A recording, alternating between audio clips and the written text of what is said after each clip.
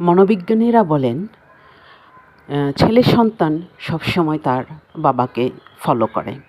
তার বাবা যদি একদম শৈশব থেকেই তার মায়ের প্রতি খারাপ আচরণ করে, তখন সেই ছেলেটা একটা সময় পর্যন্ত মায়ের প্রতি সহানুভূতি থাকে।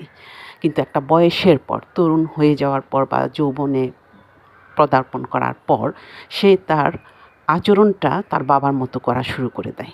অর্থাৎ তার বাবা যদি ক্ষমতা দেখানো বা মায়ের প্রতি অবজ্ঞা দেখানো, মেয়েদের প্রতি অশ্রদ্ধাশীল থাকে, কটূক্তি করে, গালাগালি করে, তখন সেই ছেলেও আস্তে আস্তে সেই জিনিসটা নিজের ভেতর থেকে বের করতে শুরু করে।